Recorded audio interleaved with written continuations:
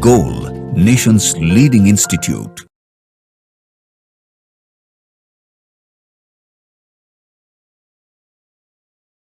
Hello students, welcome in video solution of AITS Major Test 3. Myself Saurabh Kumar, Chemistry Faculty, Goal Institute.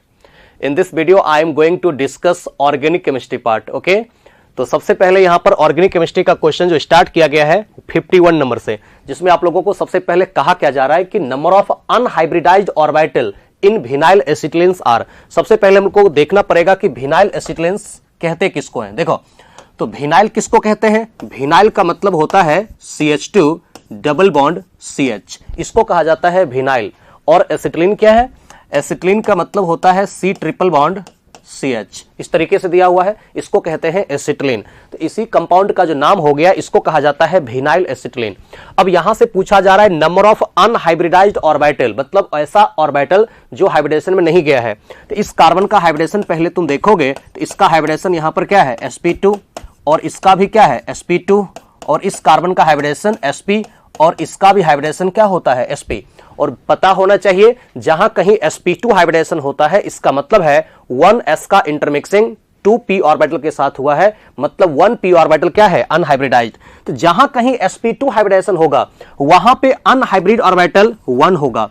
यहां पर भी sp2 है, मतलब 1s 2p का intermixing हुआ, मतलब 1p क्या है? अनहाइब्रिडाइज्ड है। यहां पर क्या है? 1s का इंटरमिक्सिंग सिर्फ 1p ऑर्बिटल के साथ है, मतलब इसके केस में 2p अनहाइब्रिडाइज्ड है। इसके केस में भी sp हाइब्रिडेशन है, मतलब 1s का इंटरमिक्सिंग 1p के साथ है, मतलब 2p ऑर्बिटल इसमें क्या है? अनहाइब्रिडाइज्ड है। तो बच्चों याद रखना, जहां कहीं भी किसी कार्बन का हाइब्रिडेशन sp3 होगा, मतलब 1s का इंटरमिक्सिंग 3p के साथ हुआ, मतलब वहां पे एक भी अनहाइब्रिड p ऑर्बिटल नहीं बचा। sp3 में 0 अनहाइब्रिड। जहां sp2 हाइब्रिडेशन होगा, जिस कार्बन का भी sp2 हाइब्रिडेशन होगा, मतलब 1s का इंटरमिक्सिंग 2p ऑर्बिटल के साथ हुआ, मतलब वहां पे 1 अनहाइब्रिड p ऑर्बिटल बचा हुआ है। और जिस कार्बन का हाइब्रिडेशन sp होगा, इसका मतलब है 1s का इंटरमिक्सिंग 1p ऑर्बिटल के साथ हुआ है, मतलब 2p ऑर्बिटल अनहाइब्रिडाइज्ड होगा। यानी कि इसके केस में 2 2 4 2 6, यानी कि 51 का आंसर यहां पर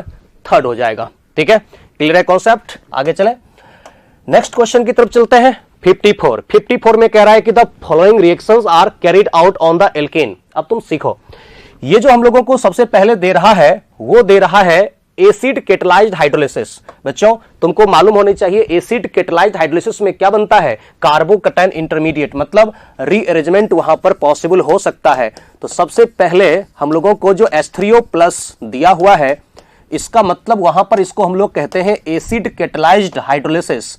तो इसके केस में CH डबल बॉन्ड CH2।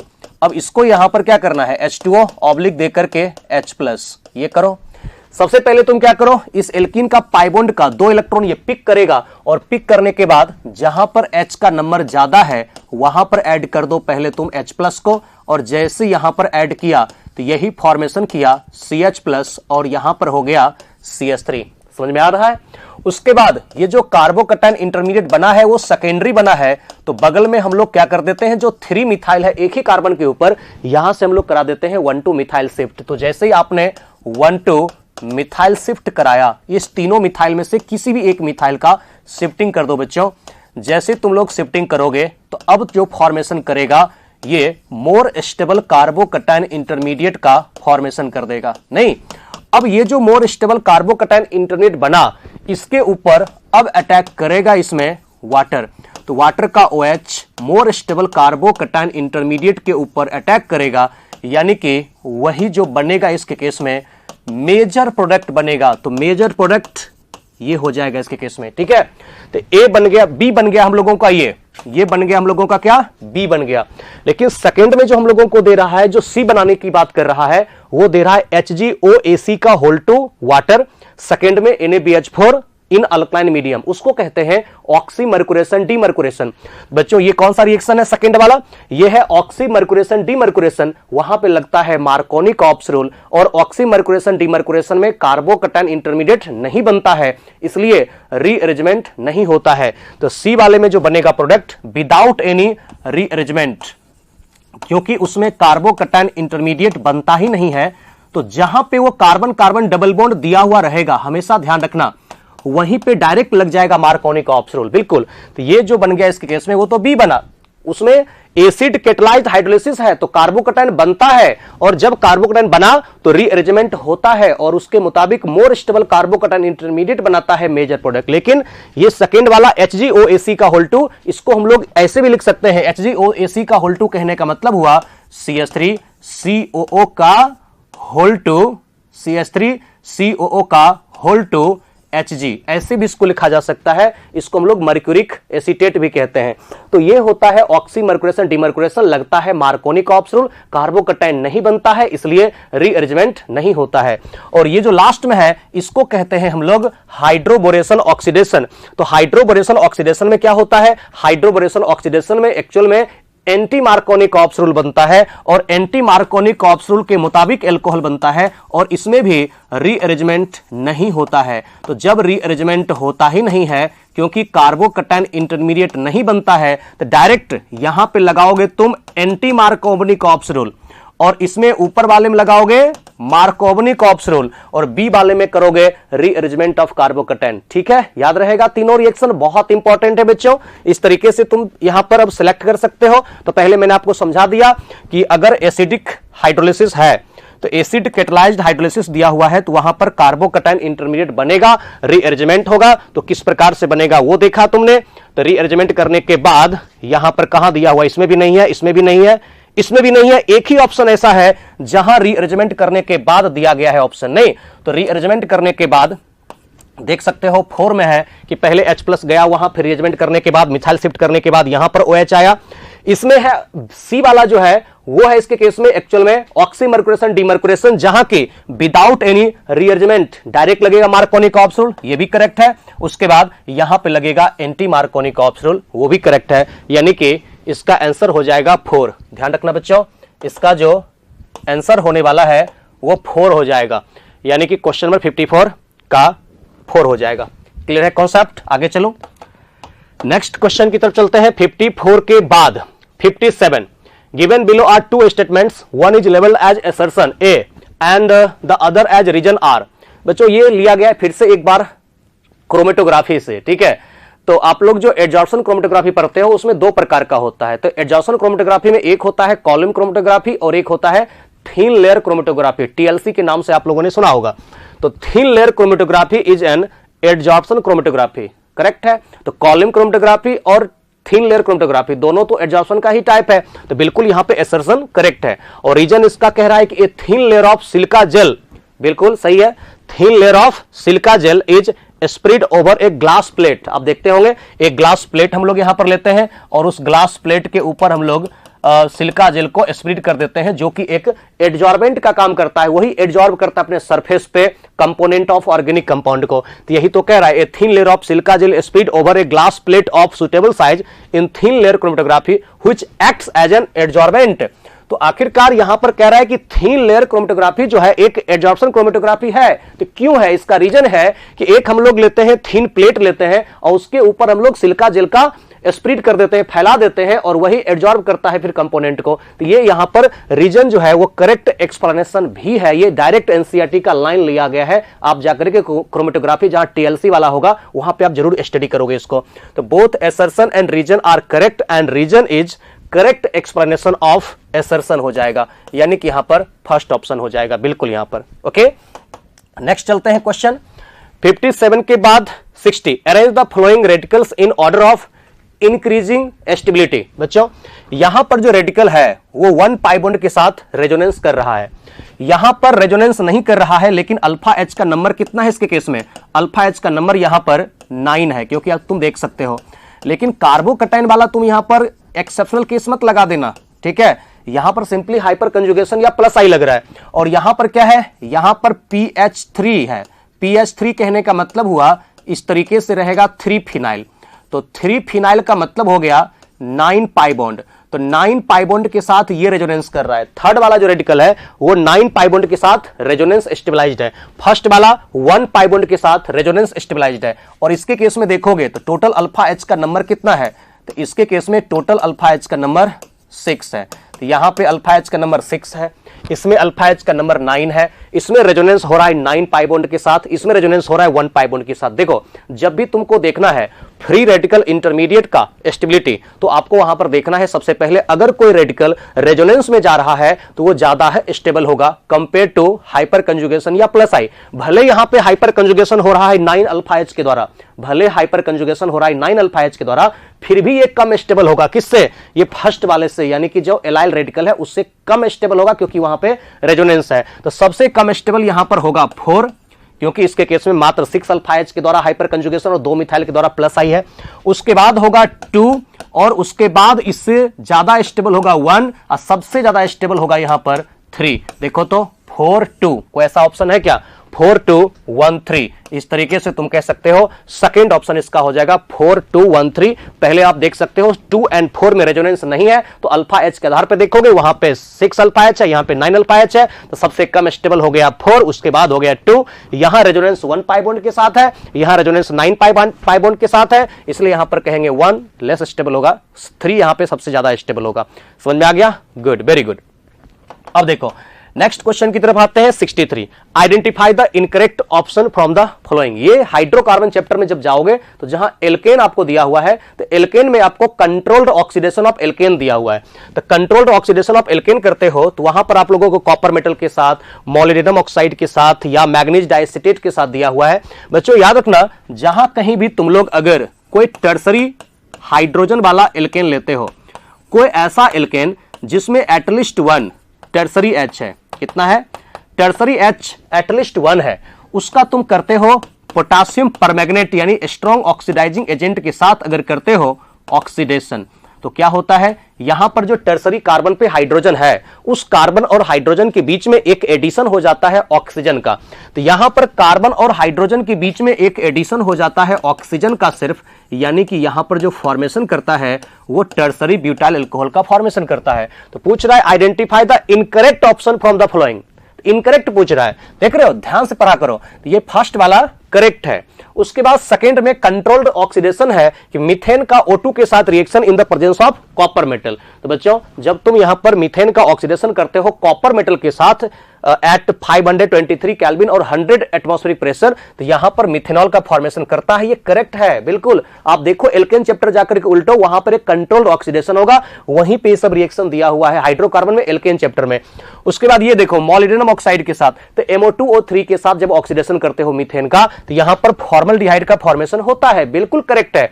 और ये जो है 4 वाला, ये इनकरेक्ट है, यही ऑप्शन हो जाएगा यहां पर आंसर आपका, क्योंकि ये जो इथेन है, इथेन का जब तुम ऑक्सीडेशन करते हो in the presence of manganese diacetate, जो CH3CO का होल 2 Mn दिया हुआ है, तो यहां पर एक्चुअल में फॉर्मेशन एल्डिहाइड नहीं करता है, एसिटिक एसिड का करता है, कार्बोक्सिलिक एसिड का फॉर्मेशन करता है, यहां एसिटिक एसिड का फॉर्मेशन होता है। इसलिए जो एल्डिहाइड दिया हुआ है वही गलत है इसके केस में, यानी कि 4 ऑप्शन यहां पर हो जाएगा इसका आंसर। समझ में आ गया? तो ये है करेक्ट दिया हुआ टर्सरी एल्केन का। टर्सरी हाइड्रोजन अगर एल्केन के पास है तो KMnO4 के साथ टर्सरी अल्कोहल बनता है, कॉपर मेटल के साथ ऑक्सीडेशन होता है तो अल्कोहल बन जाता है, मोलिब्डेनम ऑक्साइड के साथ एल्डिहाइड बन जाता है। ये ऑक्सीडेशन का मतलब लॉस ऑफ हाइड्रोजन और एडिशन ऑफ ऑक्सीजन के बाद एल्डिहाइड बनता है MO2O3 के प्रेजेंस में। 4 में CH3CO का होल 2 Mn रहता है तो कार्बोक्सिलिक एसिड बनता है, एल्डिहाइड नहीं बनता, इसलिए गलत है यहां पर। ठीक है, ओके, आगे चलता हूं नेक्स्ट क्वेश्चन की तरफ। अब देखोगे 63 के बाद हम लोगों को 66 दिया हुआ है, the increasing order of the boiling point of the major product ABC of the following reactions will be. पहले तो आपको रिएक्शन करवाना है, उसके बाद जो प्रोडक्ट बनेगा उस प्रोडक्ट का आपको बताना है बॉइलिंग पॉइंट। तो पहले आप जानते हो HBr के साथ रिएक्शन है इन the presence of acetyl peroxide. बच्चों एक्चुअल में ये जो आपको लिखा हुआ है ना, ये है acetyl peroxide, CH3C double bond O and C double bond O के साथ CH3। तो इसका नाम एक्चुअल में जो है इसको कहा जाता है एसिटाइल पेरोक्साइड, यानी पेरोक्साइड इफेक्ट लगाओ तो यहां पर होता है फ्री रेडिकल एडिशन रिएक्शन, और लगता है इसके केस में एंटी मार्कोनिकॉप्स रूल। तो जानते हो ना फ्री रेडिकल एडिशन रिएक्शन होता है जब आपको पेरोक्साइड दिया हुआ है तो CH3CO का होल 2 O2 का यही स्ट्रक्चर होता है, ये OO के बीच में सिंगल बॉन्ड है, मतलब ये पेरोक्साइड है। पेरोक्साइड इफेक्ट लगेगा तो पेरोक्साइड इफेक्ट के मुताबिक तुम जानते हो कि आपको यहां पर नेगेटिव पार्ट वहां जाएगा जहां H का संख्या ज्यादा है, तो H का संख्या जहां ज्यादा है वहां पर Br जाएगा, और जहां पर H का संख्या कम है वहां पर चला जाएगा इसके केस में H। यानी कि तुम कहोगे कि according to anti Markovnikov's rule जो Br है वहां जाएगा जहां पे H का नंबर ज्यादा है, इसलिए यहां पर हमने लास्ट में CH2Br को ऐड कर दिया, ऐसे करके लिखा है, और H को वहां ले गया जहां H का संख्या कम है, वो होता है एंटी मार्कोनी-कॉप्स रूल। यहां पे देखो इसके केस में क्या होगा, इसके केस में पेरोक्साइड नहीं दिया हुआ है तो इलेक्ट्रोफिलिक एडिशन रिएक्शन होगा और लगेगा कौन सा रूल, मार्कोनी-कॉप्स रूल लगेगा जब कुछ नहीं दिया हुआ है। तो मार्कोनी-कॉप्स रूल के मुताबिक तुमको पता चल रहा होगा इसके केस में क्या होने वाला है। तो मार्कोनी-कॉप्स रूल के मुताबिक निगेटिव पार्ट वहां जाएगा जहां H का संख्या कम है, यहां तो बीच वाले कार्बन के पास निगेटिव पार्ट जाएगा क्योंकि H वहां है नहीं। अब positive part H+, positive part H+ वहां जाएगा जहां H का संख्या ज्यादा है, यानी ये क्या हो जाएगा CH3। इस तरीके से तुमको मार्कोनी-कॉप्स रूल के मुताबिक बनेगा। और अगर तुम यहां पर देखो C वाले में क्या बनेगा, तो बच्चों C वाले में भी हम लोग जानते हैं कि यहां पर होगा इलेक्ट्रोफिलिक एडिशन रिएक्शन और लगेगा इसके भी केस में मार्कोनी-कॉप्स रूल, क्योंकि सबको मालूम है इसके केस में कि मार्कोनी-कॉप्स रूल इसलिए लगेगा क्योंकि यहां पर पेरोक्साइड दिया हुआ है नहीं। तो अब आप यहां पे कहोगे मार्कोनी-कॉप्स रूल लगेगा ही नहीं, रियल में यहां पर मार्कोनी-कॉप्स रूल लगेगा ही नहीं क्योंकि ये तो सिमेट्रिकल है ना।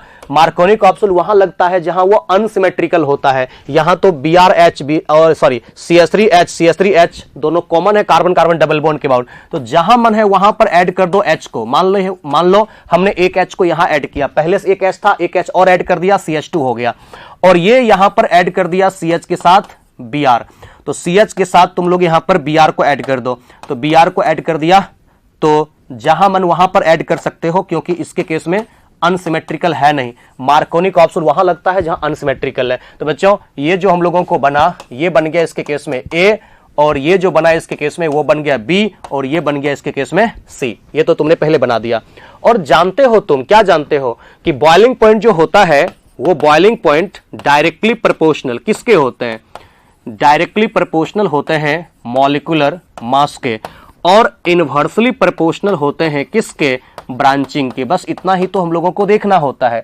अब तुम देखोगे सबका मास सेम है, सबका मास सेम है, सब आइसोमर्स है एक दूसरे का। क्यों, यहां भी 1 2 3 4 कार्बन एक ब्रोमीन, यहां भी 1 2 3 4 कार्बन एक ब्रोमीन, यहां भी 1 2 3 4 कार्बन एक ब्रोमीन, यहां पर भी 3 2 5 2 7 2 9 हाइड्रोजन, यहां भी 3 3 6 3 9 हाइड्रोजन, यहां भी 3 3 2 5 3 8 1 9 हाइड्रोजन, सबका फॉर्मूला सेम है। तो क्या देखना है, इनवर्सली प्रोपोर्शनल ब्रांचिंग। तो देख सकते हो सबसे ज्यादा ब्रांचिंग कहां है, बी में। तो सबसे कम जो होगा यहां पर बॉइलिंग पॉइंट वो सेकंड वाले का जो बी बना है, तो सबसे कम बॉइलिंग पॉइंट होगा सेकंड वाले का। देख लो कोई सेकंड ऑप्शन है, बिल्कुल। उसके बाद किसका होगा, थर्ड का। फर्स्ट में जो बना है ए वाला प्रोडक्ट एंटी मार्कोनी-कॉप्स रूल के मुताबिक, क्योंकि वहां पेरोक्साइड था तो उसके केस में कोई ब्रांचिंग है ही नहीं, उसमें ज्यादा होगा सरफेस एरिया, उसका कॉन्टैक्ट एरिया एक मॉलिक्यूल का दूसरे के साथ ज्यादा होगा, यानी इसका बॉइलिंग पॉइंट सबसे ज्यादा होगा जहां ब्रांचिंग नहीं हुआ है। इसलिए तुम कहोगे कि ब्रांचिंग जैसे जैसे बढ़ता है सरफेस एरिया घटता है, और सरफेस एरिया घटता है तो एक मॉलिक्यूल का दूसरे के साथ कॉन्टैक्ट एरिया घटता है, यानी बॉइलिंग पॉइंट उसका डिक्रीज कर जाता है। तो यहां पे सबसे कम बॉइलिंग पॉइंट होगा तुमको 2 का, उसके बाद होगा यहां पर 3 का, और सबसे ज्यादा होगा यहां पर 1 का। इस तरीके से तुम इसके केस में निकाल सकते हो, कहीं कोई दिक्कत नहीं होगा आपको। ठीक है, क्लियर है कॉन्सेप्ट, गुड। अब आते हैं नेक्स्ट क्वेश्चन की तरफ, 69 में तुम देखोगे अब इसमें से क्या कह रहा है कि ये एसिड क्लोराइड है, एसिटाइल क्लोराइड। तो एसिटाइल क्लोराइड का रिएक्शन किसके साथ हम कराएं कि ये बन जाए प्राइमरी एमाइड, ये बन जाए सेकेंडरी एमाइड, ये बन जाए टर्सरी एमाइड। तो बच्चों सबसे पहली बात तो तुम ध्यान रखना, अगर तुम एसिटाइल क्लोराइड का रिएक्शन कराते हो अमोनिया के साथ, तो अमोनिया के साथ कराते हो तो प्राइमरी एमाइड बनता है। ठीक है, तो अमोनिया से निकल जाएगा H, यहां से निकलेगा क्लोरीन, यानी अमोनिया के साथ जब तुम रिएक्शन कराते हो तो ये फॉर्मेशन करता है प्राइमरी एमाइड। यही तो यहां पे प्राइमरी एमाइड का फॉर्मेशन किया है, मतलब X की जगह पर यहां पर क्या होगा, अमोनिया, और यहां पर क्या किया है, NHCH3 है, मतलब प्राइमरी एमीन के साथ रिएक्शन होगा तो ये बनेगा सेकेंडरी एमाइड। ये जो बना हुआ है इसको हम लोग कहते हैं बच्चों प्राइमरी एमाइड, और ये जो बना हुआ है इसको हम लोग कहते हैं सेकेंडरी एमाइड, और ये जो बना हुआ है इसको कहा जाता है टर्सरी एमाइड, क्योंकि यहां नाइट्रोजन के साथ 1 2 3 कार्बन है तो टर्सरी हो गया, यहां पर 1 2 कार्बन है तो सेकेंडरी हो गया, इसके साथ 1 कार्बन है तो प्राइमरी हो गया। और याद रखना, जब एसिड क्लोराइड का रिएक्शन अमोनिया के साथ होता है तो प्राइमरी एमाइड बनता है, जब एसिड क्लोराइड का रिएक्शन 1 डिग्री एमीन के साथ होता है तो सेकेंडरी एमाइड बनता है, और जब 2 डिग्री एमीन के साथ होता है तो टर्सरी एमाइड बनता है। इसलिए अब नेक्स्ट हम लोग क्या करते हैं, इस एसिड क्लोराइड का रिएक्शन करवा लेते हैं हम लोग NH2CH3 यानी कि प्राइमरी एमीन के साथ। तो जैसे प्राइमरी एमीन के साथ रिएक्शन करवाओगे, फिर से HCl को बाहर कर दो, यानी कि CH3 डबल बॉन्ड O और NH के ऊपर यहां पर हो जाएगा CH3, यानी कि इसमें जो Y है, Y क्या है, CH3 NH2। उसके बाद देखो यहां पर क्या करना है, यहां पर हम लोगों को अब टर्सरी एमाइड बनाना है। तो टर्सरी एमाइड कैसे बनता है, तो टर्सरी एमाइड कुछ इस प्रकार से बनता है कि जब हम लोग एसिड क्लोराइड का रिएक्शन करवा लेते हैं सेकेंडरी एमीन के साथ, तो ये देखो पहले रिएक्शन करवाया अमोनिया के साथ, फिर रिएक्शन करवाया प्राइमरी एमीन के साथ, अब फिर रिएक्शन करवा दिया सेकेंडरी एमीन के साथ। तो सेकेंडरी एमीन के साथ जैसे तुमने रिएक्शन करवाया तो टर्सरी एमाइड का फॉर्मेशन कर दिया, यही तो हो गया, यानी कि ये सेकेंडरी एमीन हो जाएगा, यानी कि तुम इसको ऐसे लिख सकते हो CH3 का होल टू NH। देखो कोई ऐसा ऑप्शन है क्या, X हो गया अमोनिया, Y हो जाएगा प्राइमरी एमीन और Z हो जाएगा सेकेंडरी एमीन, यानी कि 69 का आंसर यहां पर जो हो जाएगा वो हो जाएगा इसके केस में सेकेंड। क्लियर हो गया बच्चों कॉन्सेप्ट, बिल्कुल अच्छे तरीके से कॉन्सेप्ट क्लियर है। ओके आगे चले, गुड। तो देख सकते हो primary amide, secondary amide, tertiary amide कैसे बना, अमोनिया के साथ, प्राइमरी एमीन के साथ और सेकेंडरी एमीन के साथ रिएक्शन करने के बाद। सारे रिएक्शन बहुत इंपॉर्टेंट है, अच्छे से ध्यान देना, ये सब क्वेश्चन नीट के लिए बहुत ही ज्यादा इंपॉर्टेंट है, ठीक है, डायरेक्ट एनसीईआरटी का क्वेश्चन होता है ये सब। अब 72 में कह रहा है कि which of the following compounds will give brick red precipitate of cuprous oxide. तो जानते हो क्यूप्रस ऑक्साइड रेड कलर का वही प्रेसिपिटेट बनाएगा जो फेहलिंग टेस्ट पॉजिटिव देगा। फेहलिंग टेस्ट में जो रिएक्शन कर गया फेहलिंग्स रिएजेंट के साथ, तो वही क्यूप्रिक आयन Cu2+ कन्वर्ट होता है Cu2O में, जिसका कलर होता है रेडिश ब्राउन या ब्रिक रेड कहते हैं, रेडिश ब्राउन कहते हैं। बच्चों तुम जानते हो कि जो फेहलिंग्स रिएजेंट होता है वो फेहलिंग्स रिएजेंट वीकर ऑक्सीडाइजिंग एजेंट होता है टॉलेंस रिएजेंट के रिस्पेक्ट में, और जब टॉलेंस रिएजेंट के रिस्पेक्ट में वीकर ऑक्सीडाइजिंग एजेंट होता है, ये सिर्फ एलिफैटिक एल्डिहाइड को ऑक्सीडाइज करता है, एरोमेटिक एल्डिहाइड को ऑक्सीडाइज नहीं करता है। तो यहां पर ये है एरोमेटिक एल्डिहाइड, देख सकते हो ये एरोमेटिक एल्डिहाइड है क्योंकि इसका C डबल बॉन्ड O जो है वो रिंग के साथ कंजुगेटेड है। तो जब C double bond O conjugated है यहां पर पाई बॉन्ड जो रिंग का है उसके साथ, इसको हम लोग जो कहते हैं इसको कहते हैं एरोमेटिक एल्डिहाइड। और याद रखना एरोमेटिक एल्डिहाइड यानी कि जो बेंजल्डिहाइड होता है वो फेहलिंग टेस्ट नेगेटिव देता है, नहीं देता है। ये क्या है बच्चों, ये है कीटोन, और ये भी क्या है बच्चों, कीटोन। तो कीटोन कभी भी फेहलिंग टेस्ट और टॉलेंट टेस्ट देता ही नहीं है।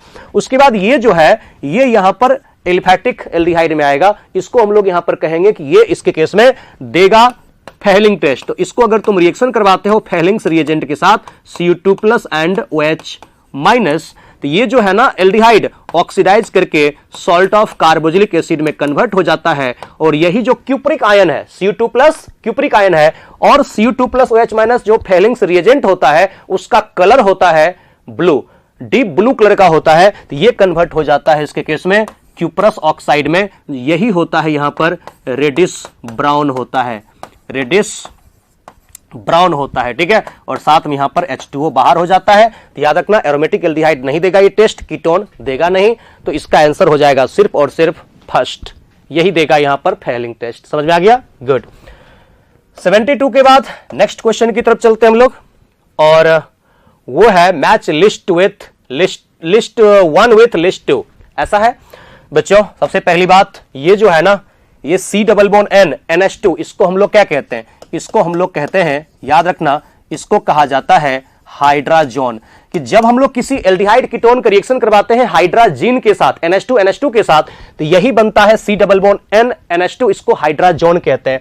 और जहां कहीं भी अगर एल्डिहाइड कीटोन का रिएक्शन तुम करवाते हो प्राइमरी एमीन के साथ, और अगर प्राइमरी एमीन के साथ कराते हो तो वाटर निकलने के बाद जो C डबल बॉन्ड N और N के ऊपर अगर कोई भी एल्काइल होता है, फिनाइल होता है, साइक्लोएल्काइल होता है, इसको यहां पर कहा जाता है बच्चों सिप बेस। याद रखना इसको सिप बेस कब कहेंगे, जब C डबल बॉन्ड N होगा और N के ऊपर एल्काइल फिनाइल साइक्लो एल्काइल कुछ भी होगा, सिप बेस कहेंगे। इसको क्या कहते हैं, इसको हम लोग कहते हैं सेमी कार्बाजोन। जब हम लोग एल्डिहाइड कीटोन के रिएक्शन सेमी कार्बाजाइड के साथ करते हैं तो सेमी कार्बाजोन बनता है। और जब C डबल बॉन्ड N के साथ OH होता है, OH, तो बच्चों इसको कहा जाता है ऑक्जाइम। और अगर C double bond N, N के ऊपर हाइड्रोजन होता है तो हाइड्रोजन जब होता है तो इसी को कहा जाता है इमीन। तो इसको ध्यान रखना, C double bond N, N के ऊपर NH2 तो hydrogen, C double bond N और N के ऊपर R के जगह पे एल्काइल फिनाइल या साइक्लो एल्काइल तो सिप बेस, इसको सेमी कार्बाजोन कहते हैं, फिर ऑक्जाइम, फिर इमीन। तो देख लो इसमें कौन आता है, ए का हो गया तुमको हाइड्रोजन यानी कि थर्ड हो गया, कौन सा ऐसा ऑप्शन है, फर्स्ट एंड थर्ड में है। उसके बाद आते हैं C डबल बॉन्ड N के R तो सिप बेस हो गया, बी का हो गया 4, तो ए का हो गया थर्ड और बी का 4, तो फर्स्ट थर्ड दोनों मैच कर रहा है। उसके बाद ये जो है सी का फर्स्ट, तो सी का फर्स्ट इसमें भी दिया हुआ है, फर्स्ट में भी दिया हुआ है और थर्ड में भी दिया हुआ है, क्या बात है। उसके बाद देख लेते हैं डी, तो डी में क्या हो गया ऑक्जाइम, तो डी का 5, डी का 5 दिया हुआ है तुमको थर्ड ऑप्शन में और कहीं तो है नहीं इसमें। उसके बाद ई में, ई में क्या हो गया सेकेंड, ई का सेकेंड हो गया यानी कि ये हो गया इमीन, यानी कि इसका आंसर तुमको 75 का आंसर हो जाएगा बच्चों थर्ड। देख लो 75 का आंसर कौन सा हो जाएगा, थर्ड। बड़े आराम से तुम इसको सॉल्व कर सकते हो, कहीं पे कोई दिक्कत नहीं है। उसके बाद चलते हैं नेक्स्ट क्वेश्चन की तरफ। 75 के बाद 78 कि hyper conjugation is a permanent effect, बिल्कुल करेक्ट है। यहां पर ध्यान रखना इंडक्टिव इफेक्ट, याद रखना इंडक्टिव इफेक्ट, मेजोमेरिक इफेक्ट और हाइपर कंजुगेशन। तो इंडक्टिव, मेजोमेरिक और हाइपर कंजुगेशन तीनों परमानेंट इफेक्ट होता है, जबकि इलेक्ट्रोमेरिक इफेक्ट जो पढ़ते हो वो एक टेम्पररी इफेक्ट होता है। उसके बाद hyper conjugation in ethyl carbocation, ethyl carbocation involves the overlapping of carbon sp2 और hydrogen 1s bond with impT 2p orbital. ये गलत है बच्चों, कैसे, तो तुम इसके केस में जरा सा देखो इथाइल कार्बोकैटायन कैसा होता है। तो इथाइल कार्बोकैटायन कुछ इस प्रकार से होता है और इसके पास हाइब्रिडेशन sp2 है, तो जब sp2 हाइब्रिडेशन है तो एक p ऑर्बिटल इसका वैकेंट है, इसके पास होता है impT 2p ऑर्बिटल, यही होता है, ये impT 2p ऑर्बिटल होता है। लेकिन इस कार्बन का हाइब्रिडेशन क्या होता है बच्चों, इस कार्बन का हाइब्रिडेशन यहां पर sp3 होता है। तो जानते हो कि sp3 कार्बन के साथ यहां पर हाइड्रोजन है ना। ये सिग्मा बॉन्ड कैसे बना हुआ है, ये जो सिग्मा बॉन्ड बना हुआ है वो बना हुआ है sp3 1s, sp3 1s और sp3 1s, क्योंकि हाइड्रोजन का मतलब क्या हो गया 1s1। तो एक्चुअल में ये जो CH सिग्मा बॉन्ड बना हुआ है, तो आप जानते हो कि ये जो वैकेंट p ऑर्बिटल के साथ कंजुगेशन है सिग्मा बॉन्ड, तो ये सिग्मा बॉन्ड आखिरकार कैसे बना हुआ है, sp3 orbital of carbon and 1s orbital of hydrogen की ओवरलैपिंग से। मतलब कहेंगे एक्चुअल में यहां पर sp3 1s, समझे बातों को, तो कार्बन का होगा sp3 और हाइड्रोजन का होगा 1s, ये करेगा hyper conjugation vacant p orbital जो है कार्बोकैटायन का उसके साथ। यानी कि ये जो आपको कह रहा है इसमें स्टेटमेंट सेकंड की hyper conjugation in ethyl carbocation CH3 CH2 plus involve the overlapping of CsP2, गलत है। यहां पर कार्बन जो है sp3 है, sp3 1s जो है वो ओवरलैप करेगा impT 2p ऑर्बिटल जो यहां पर दिया हुआ है उसके साथ। यानी कि इस statement first is correct but statement second is incorrect. तो 78 का आंसर यहां पर जो होगा हम लोगों का वो हो जाएगा थर्ड। अब हम लोग देखते हैं 81 नंबर क्वेश्चन को, ठीक है। तो 81 में कह रहा है कि which of the following order is incorrect, कौन सा गलत है बच्चों। सबसे पहले हम लोगों को कह रहा है कि फर्स्ट में stability order of conjugate acid in water, primary amine का conjugate acid more stable secondary amine का कंजुगेट एसिड, और सेकेंडरी अमीन का कंजुगेट एसिड ज्यादा स्टेबल होगा टर्सरी अमीन का कंजुगेट एसिड। करेक्ट है, क्योंकि बच्चों तुम देखो यहां पर जो प्राइमरी अमीन का कंजुगेट एसिड है, तो प्राइमरी अमीन के कंजुगेट एसिड में कितने हाइड्रोजन है, तो यहां पर 3 हाइड्रोजन है। मतलब कितने वाटर के साथ H बॉन्ड बना सकता है, क्योंकि यहां पर तुमको पूछा है stability order of conjugate acid in water, तो वाटर में सबसे ज्यादा स्टेबल यही होगा क्योंकि इसमें 3 वाटर मॉलिक्यूल के साथ H बॉन्ड बनेगा। तो प्राइमरी का जो कंजुगेट एसिड दिया हुआ है उसमें 3 वाटर मॉलिक्यूल के साथ 3 H बॉन्ड बनेगा। तो ये जो बना रहा है NH3 प्लस 3 H बॉन्ड बना रहा है, इसमें कितना H है, तो यहां पर तुम देखोगे तो यहां पर सिर्फ 2 ही वाटर मॉलिक्यूल के साथ H बॉन्ड बन सकता है, क्योंकि इसके केस में सिर्फ 2 हाइड्रोजन है N+ के साथ अटैच्ड। तो 2 जब हाइड्रोजन है तो इसके केस में 2 वाटर मॉलिक्यूल के साथ 2 H बॉन्ड का फॉर्मेशन करेगा। और टर्सरी के साथ देखोगे तो टर्सरी के साथ जब तुम देखोगे तो यहां पर नाइट्रोजन के साथ सिर्फ 1 हाइड्रोजन है। तो जब 1 हाइड्रोजन यहां पर दिया हुआ है तो यहां पर सिर्फ 1 H बॉन्ड का फॉर्मेशन करेगा। तो एक्वाटिक मीडियम में जब भी तुमको पूछे कंजुगेट एसिड का स्टेबिलिटी, तो वहां पर तुम देखो कि N+ के साथ कितने हाइड्रोजन है। जितने हाइड्रोजन होगा उतने वाटर मॉलिक्यूल के साथ अट्रैक्शन होगा H बॉन्ड के थ्रू, उतना ज्यादा स्टेबल होगा कंजुगेट एसिड, यानी कि वो करेक्ट है।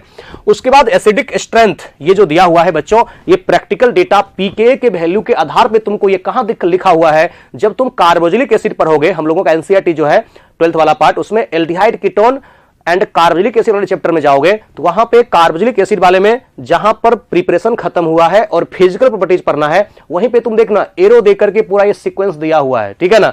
वहीं से इस क्वेश्चन को उठाया गया है कि जब कार्बोक्सिलिक एसिड के रिस्पेक्ट में, देखो ध्यान से, जब कार्बोक्सिलिक एसिड के रिस्पेक्ट में सेकेंड पोजीशन पे होगा फ्लोरीन, क्लोरीन, ब्रोमीन, तो उसका एसिडिक स्ट्रेंथ फॉर्मिक एसिड से ज्यादा होता है, ठीक है, -I ज्यादा लगता है। और अगर इस कार्बोक्सिलिक एसिड के रिस्पेक्ट में थर्ड पोजीशन पे होगा क्लोरीन, ध्यान रखना, अगर सेकेंड पोजीशन पे होगा क्लोरीन, ब्रोमीन या फ्लोरीन, तो वहां पर उसका एसिडिक स्ट्रेंथ फॉर्मिक एसिड से ज्यादा होता है। लेकिन थर्ड पोजीशन पे होता है तो उसका एसिडिक स्ट्रेंथ फॉर्मिक एसिड से कम होता है। ये प्रैक्टिकल डेटा से आपको दिया हुआ एनसीईआरटी में -I के आधार पे, तुम देखो जाकर के एनसीईआरटी।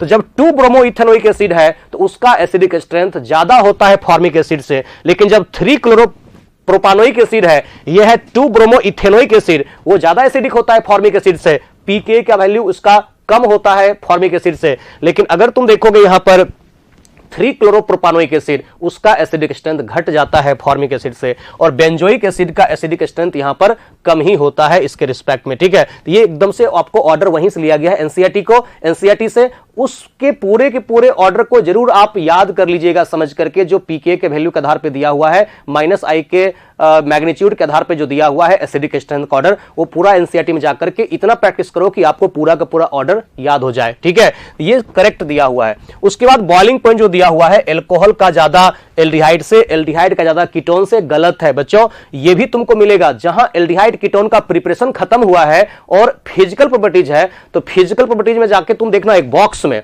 तो जिसका मास लगभग सेम होता है, वहां पे बॉइलिंग पॉइंट आपको दिया हुआ है, तो लगभग 329 के करीब दिया है एसीटोन का, और 322 के आसपास या 19 दिया है एल्डिहाइड का। तो बच्चों ये उल्टा लिखा हुआ है, इसका ज्यादा होता है, एसीटोन का ज्यादा होता है प्रोपेनल से। तो तुम देखो जाकर के डेटा एल्डिहाइड कीटोन वाले चैप्टर में, जहां फिजिकल प्रॉपर्टीज है उसी बॉक्स में इसका डेटा लिखा हुआ है। ये एल्कोहल का ज्यादा किससे होगा, तो ये जो दिया हुआ है प्रोपेन 1ऑल, तो प्रोपेन 1ऑल का यहां ज्यादा होता है प्रोपानोन से, क्योंकि प्रोपानोन में क्या है, पोलरिटी ज्यादा होगा, क्योंकि C double bond O close है, C double bond O close है यहां पे मिथाइल, तो C डबल बॉन्ड O ज्यादा क्लोज होने के कारण इसका -I दोनों मिथाइल पे ज्यादा लगता है, तो पोलरिटी ज्यादा होता है, और ज्यादा पोलरिटी है तो इसमें ज्यादा होता है बॉइलिंग पॉइंट। और यहां पे देखोगे प्रोपेनल में, तो प्रोपेनल में 1 2 3 यानी C डबल बॉन्ड O के रिस्पेक्ट में डिस्टेंस थोड़ा सा ज्यादा हो गया है, और यहां डिस्टेंस कम है, तो यहां पोलरिटी ज्यादा होता है सीटोन में प्रोपेनल के रिस्पेक्ट में। और सबसे कम तो जानते ही हो, सबसे कम यहां पर जो होगा वो ईथर का होगा, उसका तो पोलरिटी सबसे कम है। तो एक्चुअल में करेक्ट ऑर्डर ये है यहां पर बॉइलिंग पॉइंट का। तो इसके केस में ये गलत दिया हुआ है, यही तो आपको पूछ रहा है, इनकरेक्ट ऑर्डर। तो इनकरेक्ट यही है यहां पर, क्योंकि एसीटोन का ज्यादा होता है एसिटाल्डिहाइड से, क्योंकि इसमें C double bond O close है ये मिथाइल, तो पोलरिटी ज्यादा होता है, ज्यादा यहां पर डाइपोल डाइपोल अट्रैक्शन होता है, तो ज्यादा बॉइलिंग पॉइंट होता है। यहां पर C डबल बॉन्ड O के रिस्पेक्ट में डिस्टेंस बढ़ चुका है लास्ट वाले CH3 का, इसलिए वहां पे पोलरिटी थोड़ा कम होता है, डाइपोल डाइपोल अट्रैक्शन थोड़ा कम होता है, इसलिए इसका बॉइलिंग पॉइंट कम हो जाता है प्रोपेनल का एसीटोन से। और basic strength in aquatic medium जानते हो, एक्वाटिक मीडियम में इथाइल वाले में तुम जानते हो कि 231 यानी कि 2 डिग्री का ज्यादा होता है 3 डिग्री से, और 3 डिग्री का ज्यादा होता है 1 डिग्री से जब इथाइल दिया हुआ है तो 2 डिग्री वाले का ज्यादा होगा 1 डिग्री से। और यहां पर क्या है, अमोनिया लोन पेयर क्या है, लोकलाइज्ड, और यहां क्या है, एनिलीन, तो एनिलीन का लोन पेयर क्या है, डीलोकलाइज्ड। तो डीलोकलाइज्ड लोन पेयर जैसे ही हुआ तो इसका बेसिक स्ट्रेंथ सबसे कम होगा, तो अमोनिया का बेसिक स्ट्रेंथ ज्यादा होता है एनिलीन से, क्योंकि अमोनिया का लोन पेयर लोकलाइज्ड है, एनिलीन का डीलोकलाइज्ड है। और इस दोनों में एक्वाटिक मीडियम में, क्योंकि कह दिया दिया है एक्वाटिक मीडियम, तो 2 डिग्री का ज्यादा होता है 1 डिग्री से, ठीक है। ये 231 आप याद रखना, यानी कि 81 का आंसर यहां पर हो जाएगा third. Concept clear? Okay, next question की तरफ चलते हैं। नेक्स्ट हम लोगों को 84, the one that does not stabilise 2 degree and 3 degree structure of protein. बच्चों जानते हो कि secondary and tertiary structure of protein किसके द्वारा स्टेबलाइज होता है? तो एक होता है हाइड्रोजन बॉन्डिंग, एक होता है डाइसल्फाइड लिंकेज, जो एसएस दिया हुआ है डाइसल्फाइड लिंकेज, और वंडरवाल फोर्स भी होता है, और एक इलेक्ट्रोस्टैटिक फोर्स ऑफ अट्रैक्शन है। ये बायोमॉलिक्यूलर चैप्टर से लिया गया है। एनसीईआरटी में जब आप पढ़ोगे टर्सरी स्ट्रक्चर ऑफ प्रोटीन जाकर के, प्रोटीन में टर्सरी स्ट्रक्चर ऑफ प्रोटीन, वहीं पे आपको ये लिखा हुआ मिलेगा। ये पेरोक्साइड लिंकेज नहीं होता है, ये जो पेरोक्साइड लिंकेज दिया हुआ है ये गलत है। डाइसल्फाइड लिंकेज होता है, हाइड्रोजन बॉन्डिंग होता है, वंडरवाल फोर्स ऑफ अट्रैक्शन होता है, चाहे एक और है इलेक्ट्रोस्टैटिक फोर्स ऑफ अट्रैक्शन होता है, लेकिन ये पेरोक्साइड लिंकेज नहीं होता है। तो ये ध्यान रखना, 84 का 4 हो जाएगा। नेक्स्ट एग्जांपल की तरफ चलते हैं, वो दिया हुआ 87। ये क्वेश्चन जो लिया गया है, ये लिया गया है बच्चों हम लोगों को कहां से? ये लिया गया है कार्बोक्सिलिक एसिड वाले चैप्टर से। तुमको पता होना चाहिए, बहुत ही आसान सा ये क्वेश्चन है। इसमें एक्चुअल में करना क्या है कि ये है थैलिक एसिड, क्या कहते हैं इसको हम लोग? Phthalic acid. इस थैलिक एसिड का पहले हम लोगों को रिएक्शन करवाना है एक्सिस अमोनिया के साथ। तो एक्सिस अमोनिया के साथ रिएक्शन करवाओगे, यानी कि 2 मॉलिक्यूल अमोनिया का इस्तेमाल होगा। तो एसिड बेस रिएक्शन होने के बाद पहले जो बनता है उसको हम लोग कहते हैं अमोनियम थाइलेट। ध्यान रखना, ये जो पहले बनता है इसको हम लोग क्या कहते हैं बच्चों? अमोनियम थाइलेट। एसिड बेस रिएक्शन होता है, तो ये अमोनिया एक बेस है और ये कार्बोक्सिलिक एसिड है। तो पहले तुम एसिड बेस रिएक्शन कराओ, इसका सॉल्ट बना दो, तो अमोनिया अपना लोन पेयर देख करके H+ को पिक करेगा, तो COO- NH4+, CO- NH4+, इसको कहते हैं हम लोग अमोनियम थाइलेट। ध्यान रखना, इसको कहा जाता है अमोनियम थाइलेट। इस अमोनियम थाइलेट को सिंपली हीट करो, अभी बहुत स्ट्रांगली हीट मत करो। तो सिंपली हीट करोगे तो क्या होगा? NH4+ में से निकालो 2H और यहां से निकालो O, यानी H2O बाहर कर दो। तो प्रत्येक में से H2O को निकालोगे तो यहां बचेगा C डबल बॉन्ड O के साथ NH2, यहां भी बचेगा C डबल बॉन्ड O के साथ NH2, यानी कि इसको हम लोग अब कहते हैं थैलामाइड। क्या कहते हैं बच्चों? इसको कहा जाता है थैलामाइड। और इसको अब तुम क्या करो, इसको यहां पर स्ट्रांगली हीट करो। तो जब स्ट्रांगली हीट करते हो तो फॉर्मेशन करता है थैलीमाइड। तो थैलीमाइड कैसे निकालेंगे? थैलीमाइड बनाने के लिए एक में से निकाल दो तुम यहां पर क्या? H+ और दूसरे में से NH2-। तो कैसे तुम करा सकते हो? कुछ इस प्रकार से करा सकते हो कि C double bond O and यहां पर इसको ऐसे ब्रेक करो H+ और NH-, और यहां पे C डबल बॉन्ड O के साथ NH2। तो यही NH- करेगा न्यूक्लियोफिलिक एडिशन और एलिमिनेशन। तो जैसे ही न्यूक्लियोफिलिक एडिशन एलिमिनेशन तुम करते हो तो अब जो फॉर्मेशन करता है C double bond O, C double bond O, और यहां पर बच गया NH। यही होगा ना? इसको हम लोग क्या कहते हैं? इसको हम लोग कहते हैं बच्चों थैलीमाइड। यही तो फॉर्मेशन करता है, थैलीमाइड का फॉर्मेशन करता है। तो यहां से H+ और NH- को बाहर करके NH2- और H+ को बाहर करके अमोनिया बाहर कर दो, NH- को ऐड कर दो, यही थैलीमाइड का फॉर्मेशन करता है। चेक कर लो कौन सा ऑप्शन मैच कर रहा है। तो यहां पर COO, ये तो होगा नहीं फर्स्ट ऑप्शन, सेकंड होगा क्या? बिल्कुल, यहां पर सेकंड ऑप्शन हो जाएगा, तुम देख सकते हो। तो 87 का जो आंसर होगा यहां पर सेकंड हो जाएगा। क्लियर है कॉन्सेप्ट? चले आगे, वेरी गुड। नेक्स्ट 87 के बाद हम लोगों को 89 में फिर से एक बार कह रहा है कि मैच लिस्ट 1 विथ लिस्ट 2। बच्चों यहां पे तुम देखो इसमें से क्या होगा। यहां पर दिया हुआ है स्ट्रॉन्ग बेस या स्ट्रॉन्ग न्यूक्लियोफाइल जो भी कहो, और ये एल्काइल हैलाइड कैसा है? टर्सरी। तो जब तुम टर्सरी एल्काइल हैलाइड का रिएक्शन करवाते हो स्ट्रॉन्ग न्यूक्लियोफाइल या स्ट्रॉन्ग बेस के साथ, तो वहां पे एक्चुअल में SN2 तो होगा नहीं। ये स्ट्रॉन्ग है नेचर में, स्ट्रॉन्ग न्यूक्लियोफाइल है, नहीं तो स्ट्रॉन्ग बेस है, क्योंकि यहां पे आयनिक बॉन्ड है। या तो SN2 होगा नहीं तो E2 होगा। तो यहां पर क्या है? CH3O- Na+, मतलब या तो स्ट्रॉन्ग न्यूक्लियोफाइल स्ट्रॉन्ग बेस, लेकिन ये SN2 नहीं हो सकता है टर्सरी में, ये टर्सरी एल्काइल हैलाइड है। तो ये कंपीट कर जाता है यहां पर कौन सा? E2 पाथ पे कंपीट करेगा, क्योंकि यहां पे आयनिक बॉन्ड है। या तो ये स्ट्रॉन्ग न्यूक्लियोफाइल है तो SN2 होना चाहिए, या स्ट्रॉन्ग बेस है तो E2 होना चाहिए, लेकिन यहां पे SN2 होगा नहीं, तो कंपीट कौन करेगा? E2। लेकिन यहां पर क्या है? ये टर्सरी एल्कोक्साइड है और ये एल्काइल हैलाइड कैसा है? प्राइमरी। तो बच्चों यहां पर कंपीट कौन सा करेगा? SN2। ध्यान रखना, जब भी तुमको टर्सरी एल्कोक्साइड हो, एल्कोक्साइड कैसा है? टर्सरी, और एल्काइल हैलाइड कैसा है? प्राइमरी, तब होगा यहां पे SN2। लेकिन एल्कोक्साइड कैसा है, प्राइमरी, और एल्काइल हैलाइड कैसा है, टर्सरी, तो वहां पे कंपीट कर जाता है E2। ध्यान रखना, क्योंकि SN2 नहीं होता है टर्सरी में और प्राइमरी में SN2 होता है। बच्चों, जब भी किसी एल्कीन का, कोई भी एल्कीन हो, कोई भी एल्कीन या एल्काइन, उसका रिएक्शन HBr HCl HI, क्या क्या बोला, एल्कीन और एल्काइन के रिएक्शन HI HBr HCl के साथ होता है, तो वहां पे हमेशा होगा इलेक्ट्रोफिलिक एडिशन रिएक्शन। ठीक है, और यहां देखो ये ईथर है, तो ईथर के कम से कम एटलीस्ट वन साइड अगर टर्सरी एल्काइल होता है या बेंजाइल होता है या एलाइल होता है, क्या क्या बोला मैंने, अगर ईथर के at least one side tertiary alkyl या बेंजाइल या एलाइल होता है, तो वहां HI के साथ रिएक्शन होता है SN1 पाथवे से। और अगर दोनों साइड, बीच में जो ईथर का O है उसके दोनों साइड प्राइमरी या सेकेंडरी एल्काइल होता है, तब SN2 होता है, लेकिन यहां एक साइड टर्सरी है तो SN1 होगा। और जहां कहीं तुमको रिएक्शन एल्डिहाइड कीटोन का HCN के साथ हो, चाहे NaHSO3 के साथ हो, चाहे ग्रिग्नार्ड रीजन के साथ हो, वहां पे होता है न्यूक्लियोफिलिक एडिशन रिएक्शन। तो देख लो कोई मैच कर रहा है इसके केस में क्या, बड़े आराम से तुम यहां पे कह सकते हो। देख लो कौन सा यहां पे मैच कर रहा है। ए का हो गया तुमको, ए का हो गया यहां पर कौन सा, ए का हो गया E2, ए का E2 कहां है, यानी कि थर्ड। उसके बाद तुम कहोगे बी का कौन सा हो गया, SN2, तो बी का SN2 यानी कि हो गया 5। सी का देख लो, ए का हो गया थर्ड यानी कि E2, बी का हो गया 5, सी का हो जाएगा फर्स्ट, और डी का हो जाएगा कौन सा, डी में हो गया इसके केस में SN1 यानी कि सेकेंड, और ई में देख लो, ई में कौन सा होगा, न्यूक्लियोफिलिक एडिशन रिएक्शन यानी कि हो जाएगा 4। ऐसा कोई मैच कर रहा है तो देख लो इसके केस में बिल्कुल मैच कर जाएगा। ये आप देखो कौन सा मैच कर सकता है। तो मैच हम लोगों को जो करते हुए दिख रहा है वो दिख जाएगा तुमको थर्ड, नहीं, ए का 3 हो गया था, बी का 5 हो गया था बिल्कुल, सी का 1 हो गया, डी का 2 हो गया और ई का 4 हो गया। तो बच्चों यहां पर तुम देख लो इसका आंसर कौन सा हो जाएगा, वो थर्ड हो जाएगा। नेक्स्ट आते हैं, अब ये तो हो गया क्वेश्चन। अब यहां पर 92, identify the incorrect reaction from the following, कौन सा यहां पे गलत है वो आपसे पूछा जा रहा है।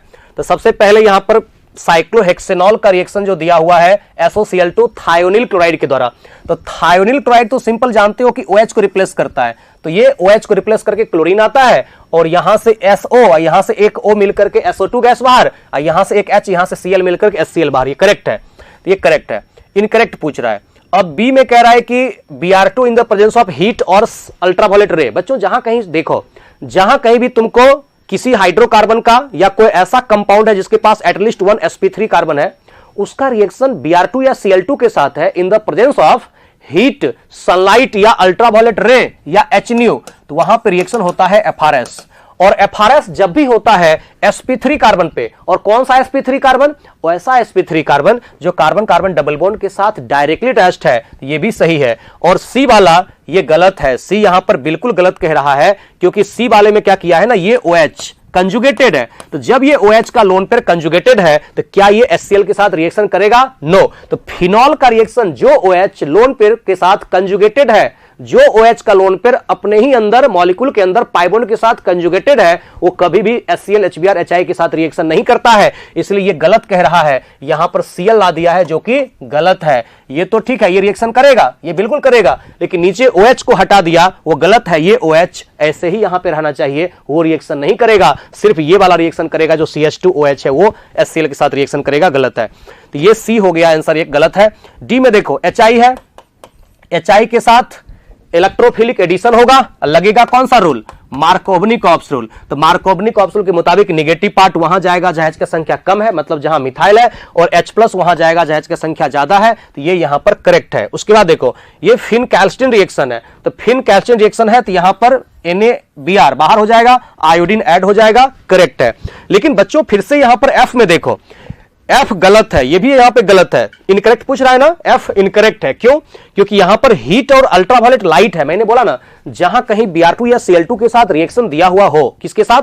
Br2 या Cl2 के साथ रिएक्शन, लेकिन इन the presence of heat, sunlight, ultraviolet रे, HNU, तो वहां पे FRS होता है, और FRS जब भी होता है तो वो sp3 कार्बन पे होता है, जो sp3 carbon carbon double bond के साथ डायरेक्टली अटैच्ड है, यानी इसके साथ होगा, यहां पर होगा ऊपर, चाहे यहां होगा, जो कार्बन कार्बन डबल बॉन्ड के साथ डायरेक्टली अटैच्ड है। ये गलत कह रहा है, क्योंकि ये तो इलेक्ट्रोफिलिक एडिशन करा दिया। इलेक्ट्रोफिलिक एडिशन तब होगा जब वहां सॉल्वेंट दिया हुआ रहेगा, जैसे CCl4, कार्बन टेट्राक्लोराइड, क्लोरोफॉर्म, ये सब दिया होगा, तब होगा वहां पर ये वाला आंसर। यहां हीट और अल्ट्रावायलेट रे है, तो इसके केस में तो बच्चों ऐसा होगा कि यहां पर कार्बन कार्बन डबल बॉन्ड के रिस्पेक्ट में यहां पर होगा ब्रोमिनेशन, ठीक है, ये FRS होता है। तो इसमें हम लोग कहेंगे एक सी गलत है, क्योंकि OH यहां रहेगा, OH को नहीं हटा सकता है एक Cl, क्योंकि यहां पर रेजोनेंस स्टेबलाइज्ड है। एक F गलत है, क्योंकि F में भी पाई बॉन्ड को हटा करके 2 सिग्मा बॉन्ड बना दिया, इलेक्ट्रोफिलिक एडिशन करा दिया, गलत है। यहां FRS होगा, फ्री रेडिकल एडिशन रिएक्शन होगा, यानी कि इसका आंसर होगा C एंड